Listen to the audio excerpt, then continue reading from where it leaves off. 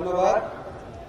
আমি প্রথমেই মহানগর সার্বজনীন পূজা কমিটির সম্মানিত সভাপতি জয়ন্ত কুমার দেব, সাধারণ সম্পাদক তাপস চন্দ্র পাল, মঞ্চে উপবিষ্ট আমার বড় ভাই সম সুব্রত চৌধুরী অ্যাডভোকেট, একসাথে বহু বছর আমরা বিভিন্ন আন্দোলন করেছি।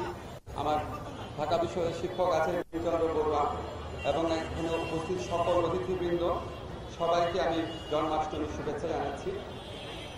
আজকে আমরা এমন এক সময় এই অনুষ্ঠানে আয়োজন করছি, সারা দেশ বন্যা কবলিত। আপনারা জানেন এই পূজা কমিটির পক্ষ থেকে এখানে যে উপার্জিত অর্থ রূপে তার একটা বড় অংশ বন্যার্তদের তহবিলে দেওয়া হচ্ছে। আমরা তাদেরকে ধন্যবাদ জানাই এবং আমি মনে করি যে এই ধরনের উদ্যোগের মধ্য দিয়ে আমরা যে আমাদের সার্বজনীনতা, বন্যার্ত যারা আছে সেখানে আমরা দেখতে গেছি কে কোন ধর্মের সাহায্য যখন করতে গেছি তখন আমরা দেখতে গেছি কে কোন ধর্ম সাহায্য করবে। আমাদের যে সার্বজনীন সংস্কৃতি, আমাদের যে জাতীয় ঐক্যবোধ, এই বন্যার ক্ষেত্রে আজকে পূজা কমিটি বন্যার্থকে সাহায্য করার ক্ষেত্রে যে ভূমিকা নিয়েছে তার মধ্যে দিয়ে প্রতিফলিত হয়েছে। আমি অনুষ্ঠানের শুরুতে শ্রদ্ধার সাথে স্মরণ করছি আমাদের মহান মুক্তিযুদ্ধে যারা প্রাণ হারিয়েছেন, আমাদের জুলাই হত্যাকাণ্ডের সময় যে ছাত্র জনতা প্রাণ হারিয়েছেন, যারা আহত হয়েছেন এবং বন্যার এই প্রাকৃতিক বন্যা যারা প্রাণ হারিয়েছেন, যারা নানান রকম ভোগান্তিতে আছেন, তাদের প্রতি সমবেদনা জানাচ্ছি। এবং আমি প্রথমেই বলে দিচ্ছি একটা ব্যক্তিগত অনুভূতির কথা। আপনারা দেখতে পাচ্ছেন আমার কাছে একটা রিটেন কাগজ আছে। মন্ত্রী হলে এই ধরনের রিটেন কাগজ প্রাইভেট সেক্রেটারি লিখে দেয়। আমি ভাবলাম আপনাদের সাথে আমি রিটেন বক্তব্য দিব কেন, আপনাদের সাথে আমার প্রাণের সম্পর্ক। যখন আমি মুখে কথা বলবো তখন হয়তো দু একটা শব্দ প্রয়োগে ভুল হতে পারে, সেটা আপনারা ক্ষমা করে দেবেন। আমি প্রথমেই বলি, আমি অত্যন্ত সম্মানিত বোধ করেছি যে আমাকে আজকে এই অনুষ্ঠানে দাওয়াত দেওয়া হয়েছে। আমি কয়েকদিন আগে প্রধান উপদেষ্টার সাথে ঢাকেশ্বরী মন্দিরে গিয়েছিলাম। আমি ঢাকেশ্বরী মন্দিরে আগেও গিয়েছি। সেদিন আপনারা যারা হিন্দু ধর্মাবলম্বী যারা নেতৃবৃন্দ আছেন, ঢাকেশ্বরী মন্দিরে যারা দায়িত্বে আছেন, তারা আমাকে যেভাবে বরণ করে নিয়েছেন, যেভাবে বুকে টেনে নিয়েছেন, আমি খুবই আবেগ আপ্লুত হয়ে আমার স্ত্রীকে ফিরে এসে বলেছি, এটাই তো বাংলাদেশ, এটাই তো বাংলাদেশ। আমরা নাহিদ বলেছে, আমাদের প্রধান উপদেষ্টা বলেছে, আমরা একটা পরিবার, আমরা একটা পরিবার। আপনারা যদি শ্রীকৃষ্ণের জীবনের সবচেয়ে বড় শিক্ষা দেখেন, উনি বলতেন দুষ্টের দমন, শিষ্টের পালন। আচ্ছা আমাকে বলেন তো কোন ধর্মে এই কথাটা বলা নাই? পৃথিবীতে কি এমন কোনো ধর্ম আছে যে বলে না দুষ্টের পালন, শিষ্টের দমন? এটা বলে? কোনো ধর্ম বলে না। আমি আমাদের ছাত্র ছাত্রীদেরকে আইন বিভাগে কয়েকটা সাধারণ কথা বলি, এটাই আপনাদেরকে বলতে চাই, বিকজ আমি বিশ্বাস করি। আমি আনুষ্ঠানিকভাবে গুরু গম্ভীর বক্তব্যে বিশ্বাস করি না। আমি বিশ্বাস করি পৃথিবীর প্রত্যেকটা ধর্ম ভালো ভালো কথা বলে। পৃথিবীর কোনো এমন কোনো ধর্ম আছে যে ধর্ম বলে সৎ কাজ করো না? বলে? পৃথিবীর প্রত্যেক ধর্ম বলে সৎ কাজ করো, সৎ উপার্জন করো, পিতা মাতার প্রতি দায়িত্ব পালন করো, প্রতিবেশীর প্রতি দায়িত্ব পালন করো, মানুষকে ভালোবাসো, মানুষের ক্ষতি করো না। পৃথিবীর কোন ধর্ম বলে না জনগণের সম্পদ লুট করো, জনগণকে গুম করো, বিচার বহির্ভূত হত্যাকাণ্ড করো।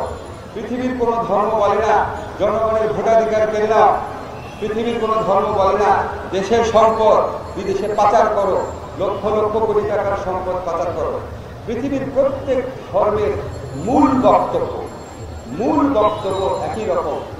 এখানেই আমরা সবচেয়ে বড় ঐক্যের উপাদান পাই।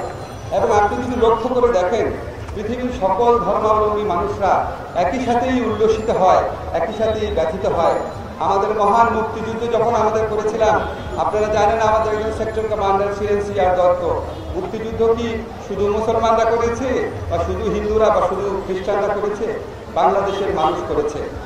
মুক্তিযুদ্ধে যখন আমরা জয়লাভ করেছিলাম, সারা বাংলাদেশ উল্লসিত হয়েছিল। এই উল্লাসে প্রত্যেক ধর্মের প্রত্যেক বর্ণের বাংলাদেশের মানুষ ছিল। যখন করোনা হয়েছিল আমরা সাফার করেছিলাম, সব ধর্মের মানুষ একসাথে সাফার করেছিলাম। আজকে উজান থেকে আসা বন্যার পানিতে আমরা যখন সাফার করছি, আমরা যখন ভুগছি, মারা যাচ্ছি, এখানে কি শুধু মুসলমানরা মারা যাচ্ছে বা শুধু হিন্দুরা মারা যাচ্ছে? একসাথে সবাই মারা যাচ্ছি। আমরা উল্লাসেও একসাথে থাকি, আনন্দেও একসাথে থাকি, দুর্যোগেও একসাথে থাকি, দুর্ভোগেও একসাথে থাকি। এবং আমাদের সবার ধর্মের মূল বক্তব্য খুঁটিনাটি কিছু বিষয় বাদ দিলে, আনুষ্ঠানিকতা বাদ দিলে একই রকম। তাহলে কেন এত বিভেদ? এই বিভেদটা হয় আমাদের তো কিছুটা বয়স হয়েছে, এই বিভেদটা হয় মূলত কিছু ধর্ম ব্যবসায়ী এবং ধর্ম নিয়ে রাজনীতি করা মানুষের কারণে। এই ধর্ম নিয়ে রাজনীতি আপনাদেরকে নাহিদ বলেছে, আপনার ধর্ম নিয়ে রাজনীতি বাংলাদেশে প্রত্যেক সরকারের আমলে কম বেশি হয়। আমার কাছে খুব ভালো লাগে যে আপনারা এই জাতীয় সচেতন হচ্ছেন। যারা আপনাদেরকে একটা ভোট ব্যাংক হিসাবে ভাবে, তাদের 15 বছর আমলে আপনারা কি নিরাপদে ছিলেন? আপনাদের কতগুলো মন্দিরে আক্রমণ হয়েছে, অগ্নিসংযোগ হয়েছে, একটা ঘটনার কি বিচার পেয়েছেন? 15 বছর কি বিচারের জন্য যথেষ্ট সময় ছিল না? আমরা স্টাডি করেছি, বাংলাদেশ স্বাধীন হওয়ার পর সুব্রতদা আছেন এখানে, সবচেয়ে বেশি হিন্দু জনগোষ্ঠীর সম্পদ কারা দখল করেছিল? খোঁজ দিয়ে দেখেন। কাজে কারো কোনো, আপনাদের কাছে আমার কয়েকটা অনুরোধ জাস্ট। একটা হচ্ছে, আপনারা কারো রাজনৈতিক খুঁটি হিসাবে ব্যবহৃত হবেন না। আপনারা স্বাধীন মানুষ, স্বাধীন জনগোষ্ঠী, সবার সাথে আপনাদের সমান অধিকার আছে। আপনারা বরং রাজনীতিবিদদেরকে খুঁটি হিসাবে ব্যবহার করবেন। যে কমিট করো এই মন্দিরে হামলার বিচার করবা, কমিট করো আমি কোনো নির্যাতনের শিকার হব না, আপনারা তাদের ডিক্টেট করবেন। আওয়ামী লীগ আসুক, বিএনপি আসুক, আর যেই দলই আসুক, আপনারা সচেতন হচ্ছেন, এটা একটা আশার দিক। আপনাদের কাছে আমার আরেকটা অনুরোধ, প্লিজ একটু অন্যভাবে নেবেন না। যখন সংখ্যালঘু নির্যাতনের ঘটনা বাংলাদেশে বহু ঘটেছে, সব সরকারের আমলে ঘটেছে, আমার শুধু একটা অনুরোধ, কিছু কিছু ঘটনার ক্ষেত্রে ওটা কি সংখ্যালঘু হিসাবে নির্যাতন হয়েছে, নাকি রাজনৈতিক কারণে হয়েছে, নাকি ব্যক্তিগত লোভ লালসা থেকে হয়েছে, এটাকে একটু ডিফারেন্সিয়েট করবেন। কারণ আজকে বিগত স্বৈরাচারী আমলে আওয়ামী লীগের যে নির্যাতক বাহিনী ছিল, যে নির্যাতক এমপিরা ছিল, যে নির্যাতক মন্ত্রীরা ছিল, তাদের মধ্যে সব ধর্মের মানুষই তো ছিল।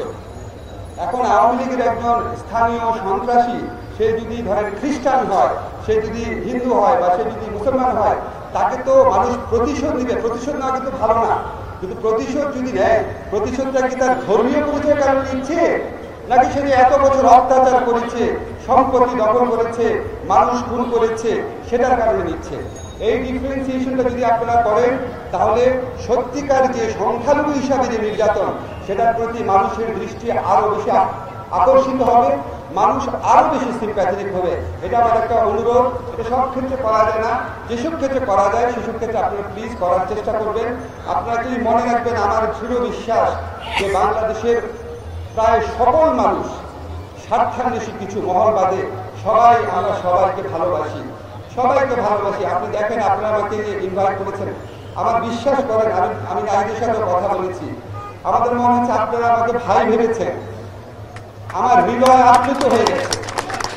এবং আপনারা এই সমস্ত রাজনৈতিক প্রচারণা, রাজনৈতিক খুঁটি না হয়ে থাকবেন, আপনারা আরো বেশি শক্তিশালী হবেন। সর্বশেষে একটা শুধু অনুরোধ করছি, আমি এটা আমাদের যে ভাইরা আছেন ওনাদের সাথে ঢাকেশ্বরীর মধ্যে দেখা হয়েছিল, বলেছিলাম আপনারা নিজেদের সংখ্যালঘু বলবেন না, আপনারা বাংলাদেশের মালিকানার অংশ। আপনাদের সংখ্যালঘু শব্দটা, মাইনরিটি রাইট কনসেপ্টটা এসেছে প্রথম বিশ্বযুদ্ধের পর, যখন নতুন রাষ্ট্র গঠিত হচ্ছিল, তখন এক জাতি, মাইনরিটি, বিভিন্ন জাতি বিভিন্ন দেশে ছিল, তাদের প্রতি অনেক নির্যাতন করা হতো।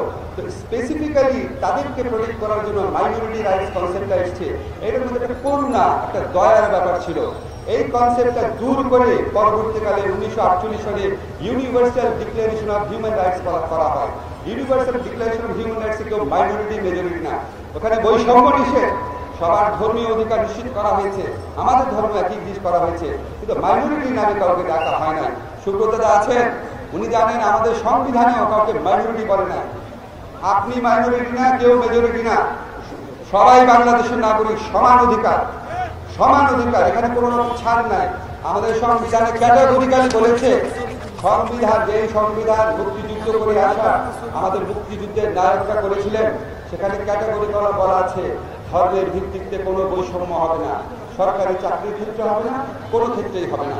আমি যখন আমার ইউনিভার্সিটিতে পড়াই, তখন আমি ধর্মের ভিত্তিতে বৈষম্য হবে না দুইটা উদাহরণ দেই। একটা হচ্ছে হিন্দু জনগোষ্ঠীর বিরুদ্ধে কোনো বৈষম্য হবে না, আবার দাড়ি টুপি থাকার কারণে বা মাদ্রাসায় পড়ার কারণে কার বিরুদ্ধে বৈষম্য করা যাবে না। আমরা অভিযোগ শুনি এক আমলে হিন্দু জনগোষ্ঠীর লোকেরা বৈষম্যের শিকার হয়, আর এক আমলে দাড়ি টুপি করা মাদ্রাসার শিক্ষার্থীরা বৈষম্যের শিকার হয়। অভিযোগ শুনি, খতিয়ে দেখেছি, সেটা দাবি করবো না। আমরা এমন একটা বাংলাদেশ গঠন করতে চাই যেখানে কেউ বৈষম্যের শিকার হবে না, সবার সমান অধিকার থাকবে। এই রাষ্ট্রের মালিকানা সবার থাকবে। আমরা একটা পরিবারের মতো থাকবো। আমরা যে যার মতো ধর্ম পালন করব, অন্য ধর্মকে আমরা সমানভাবে শ্রদ্ধা করব, অন্য ধর্মের জন্য আমরা সমান স্পেস গড়ে তুলব। ৭১-এ আমরা যেভাবে একসাথে যুদ্ধ করেছি, নাহিদদের নেতৃত্বে যেভাবে আমরা একসাথে যুদ্ধ করে, আমার অনেক স্টুডেন্ট আছে ল ডিপার্টমেন্টের অন্য ধর্মের, এই সংগ্রামে তারা সমানভাবে, একটু আমরা সমানভাবে নিয়োজিত ছিল, আত্মদান করেছে। আমরা যেভাবে দেশের বিভিন্ন চ্যালেঞ্জে একসাথে হয়েছি, অন্য সকল সময় একসাথে থাকবো। ধর্ম ব্যবসায়ী এবং ধর্ম নিয়ে রাজনীতি করা মানুষকে, মহলকে, সেটা যে দেশেরই হোক, বাংলাদেশের হোক, তাকে অবশ্যই পরাজিত করে আমরা আজকে বৈষম্য বিরোধী ছাত্র আন্দোলন আমাদের দেশ গড়ার যে মহাসুযোগ এনে দিয়েছে, সেই সুযোগকে কাজে লাগিয়ে বাংলাদেশকে আমরা উত্তরোত্তর সমৃদ্ধির দিকে নিয়ে যাব। শ্রীকৃষ্ণের স্মৃতির প্রতি শ্রদ্ধা জানাচ্ছি, আপনাদের প্রতি আবার সম্মান জানাচ্ছি। জন্মাষ্টমীর যে মিছিল আছে, সেই মিছিল সফল হোক। আমাদের এখানে যারা শুধু হিন্দু খ্রিস্টান না, সকল ধর্মে যারা মানুষ আছেন, আমরা সম্প্রীতি নিয়ে বাস করি, এরকম একটা বাংলাদেশের প্রত্যয় ব্যক্ত করে আমার বক্তব্য শেষ করছি। ধন্যবাদ।